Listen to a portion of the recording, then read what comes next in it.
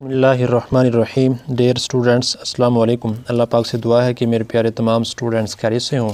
8th class exercise 1.17 continue थी और कल हमने क्वेश्चन नंबर 1 सॉल्व किया था।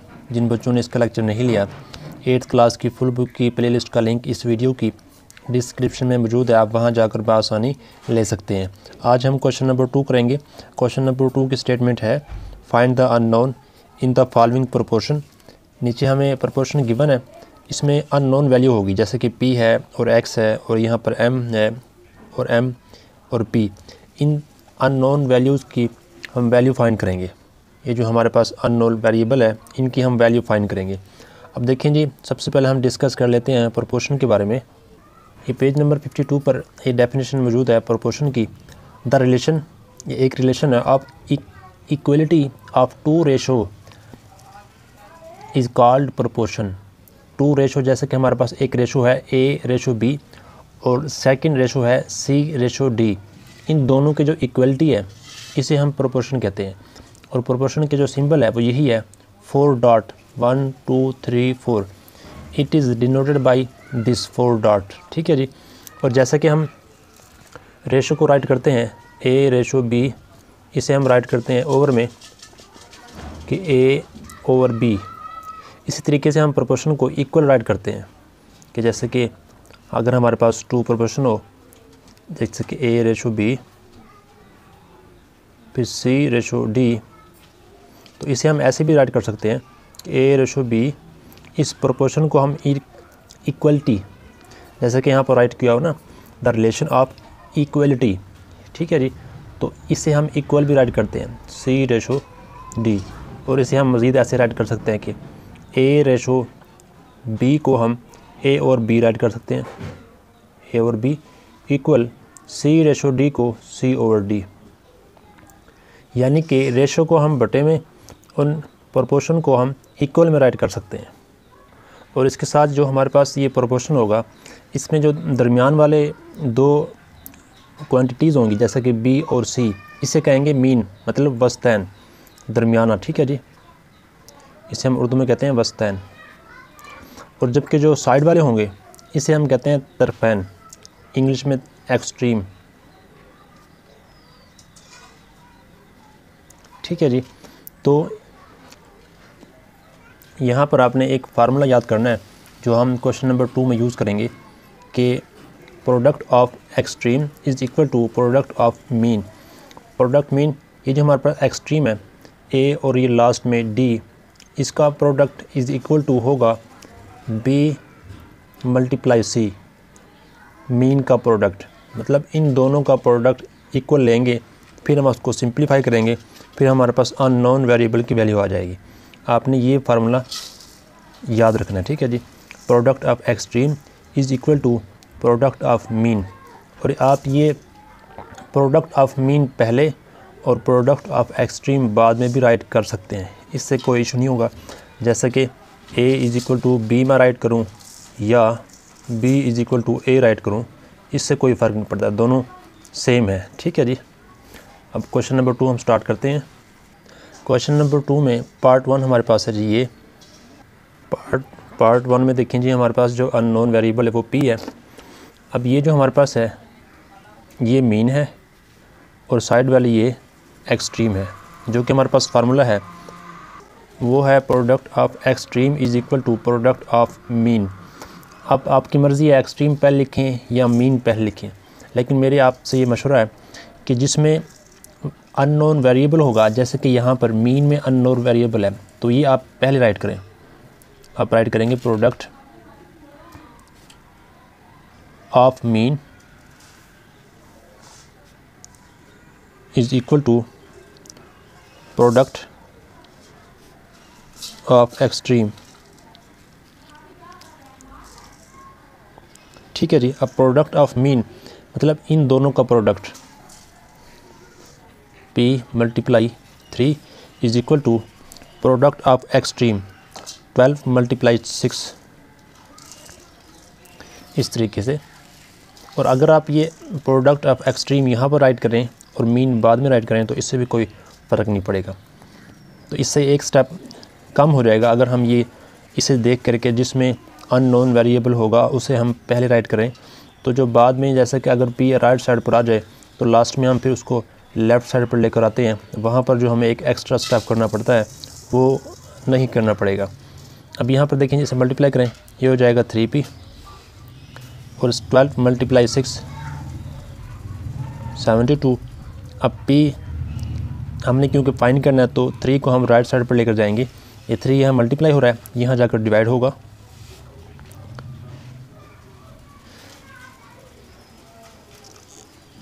इसे डिवाइड करेंगे, 3 टू द 6 रिमाइंडर 1,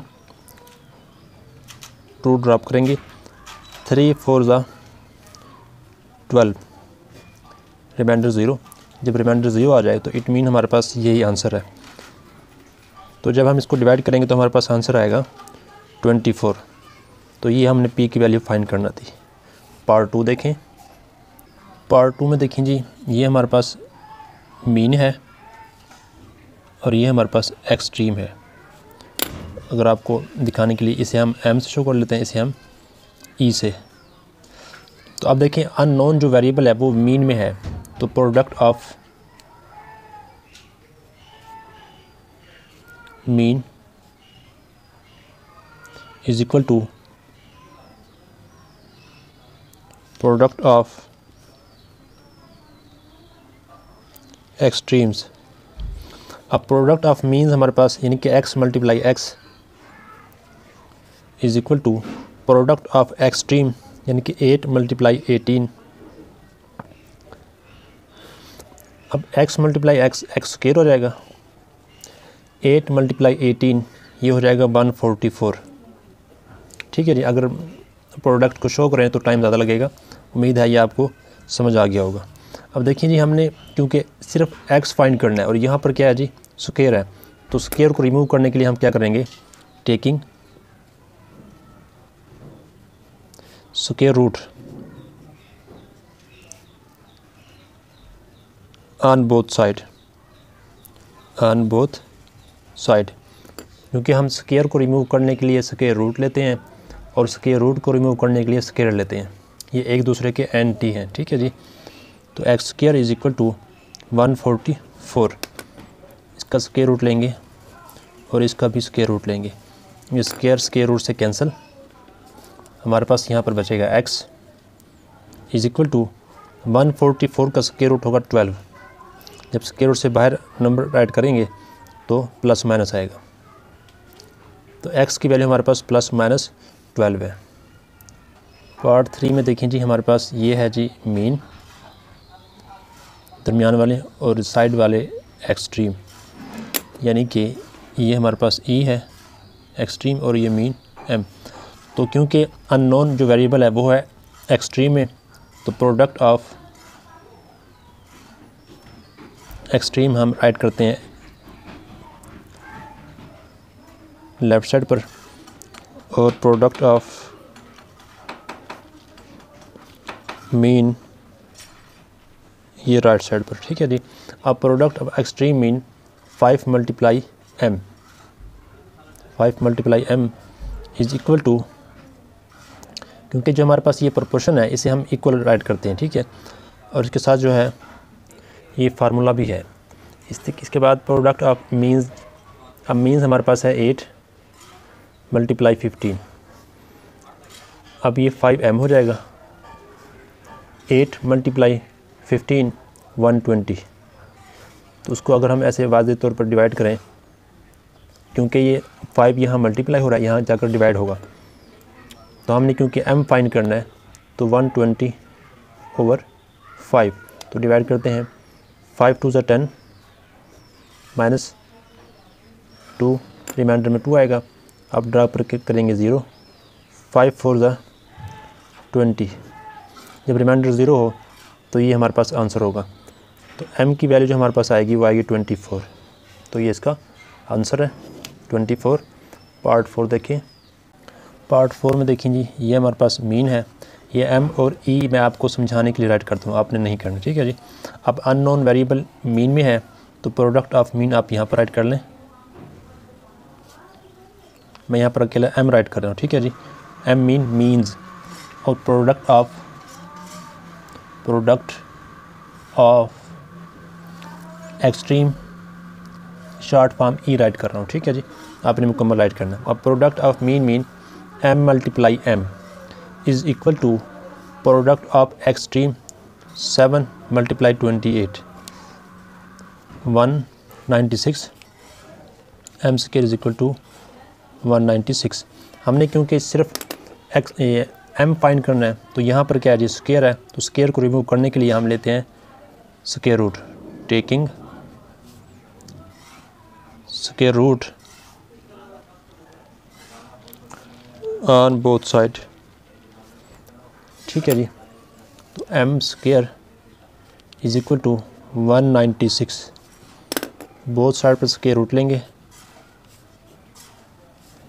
तो m स्क्वायर का जो स्क्वायर है ये स्क्वायर रूट से कैंसिल हो जाएगा। m इज इक्वल टू 196 का स्क्वायर रूट आएगा 14, क्योंकि स्क्वायर रूट से बाहर जब हम नंबर राइट करेंगे तो प्लस माइनस 7 राइट करेंगे। तो इसकी वजह कि स्क्वायर रूट से जब भी हम कोई आंसर राइट करेंगे तो उसके साथ प्लस माइनस क्यों आएगा, इसके लिए मैं एक शार्ट बना दूंगा कि उसकी रीज़न क्या है, ठीक है जी। पार्ट 5 देखें। पार्ट 5 में देखें जी, ये हमारे पास मीन और ये एक्सट्रीम। तो अननोन जो वेरिएबल है वो हमारे पास है एक्सट्रीम में, तो प्रोडक्ट ऑफ एक्सट्रीम आप राइट करें लेफ़्ट साइड पर और प्रोडक्ट ऑफ मीन राइट करें लेफ़्ट साइड पर, सॉरी राइट साइड पर, ठीक है जी। अब product of extreme mean x multiply 100 is equal to product of mean 2 multiply 150। तो ये हो जाएगा 100x is equal to 2 multiply 150, ये हो जाएगा 300। x हमने अकेला फाइन करना है तो 100 को आप राइट साइड पर लेकर जाएंगे तो ये मल्टीप्लाई हो रहा है, यहाँ जाकर डिवाइड होगा। तो इस तरीके से ये 2 0 से 2 0 cancel, 3/1 is equal to 3, x is equal to 3, ये हमारे पास x की वैल्यू आ जाएगी। पार्ट 6 देखें जी। पार्ट 6 में देखें, ये हमारे पास है मीन और ये एक्सट्रीम। तो अननोन वेरिएबल जो हमारे पास है वो है एक्सट्रीम में, तो प्रोडक्ट ऑफ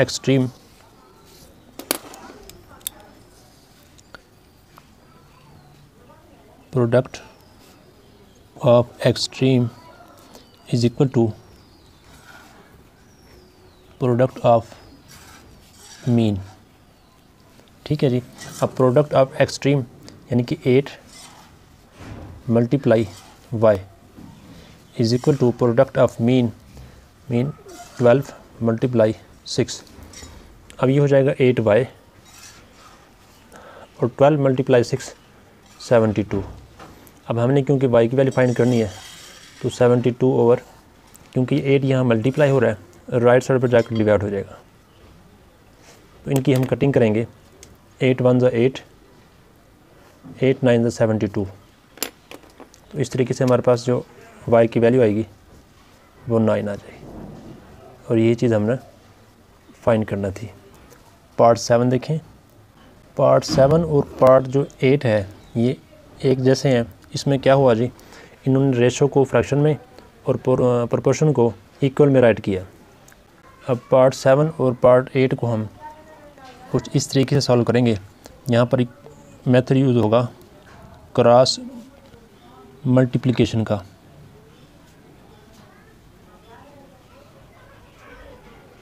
ठीक है जी, क्रॉस मल्टीप्लिकेशन।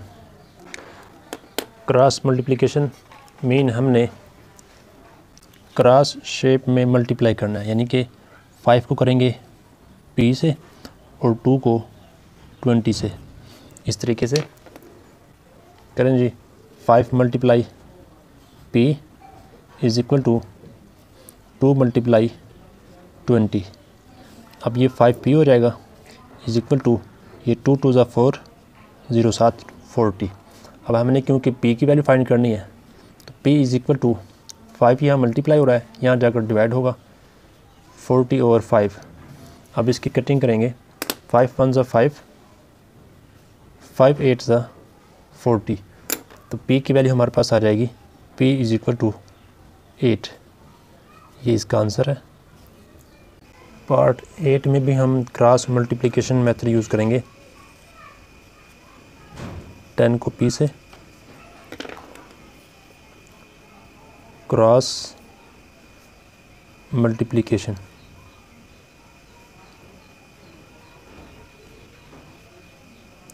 ठीक है जी, यानी कि 10 को मल्टीप्लाई करेंगे p से इज़ इक्वल टू 3 × 5, तो ये 10p हो जाएगा। 3 5 15। अब यहाँ पर हम मज़ीद क्योंकि हमने p की वैल्यू फाइंड करनी है तो 10 को राइट साइड पर लेकर जाएंगे, तो 10 यहाँ मल्टीप्लाई हो रहा है, यहाँ जाकर डिवाइड होगा। अब यहाँ पर सेम टेबल में कटिंग करेंगे, 5 की टेबल में कटिंग हो रही है, 5 3 15, 5 2 10। तो इस तरीके से हमारे पास जो p की वैल्यू आएगी p इज़ इक्वल टू 3/2। तो ये हमारे पास p की वैल्यू आ गई और यही चीज़ हमें फाइंड करना थी। उम्मीद है आपको क्वेश्चन नंबर 2 कंप्लीट समझ आ गया होगा। अगर समझ आया है तो लाइक और शेयर करें। इस तरीके से प्रॉपर लेक्चर लेने के लिए चैनल को सब्सक्राइब कर लें, बेल आइकन को प्रेस कर लें ताकि हर लेक्चर का नोटिफिकेशन आप तक बआसानी पहुँचे। अस्सलाम वालेकुम।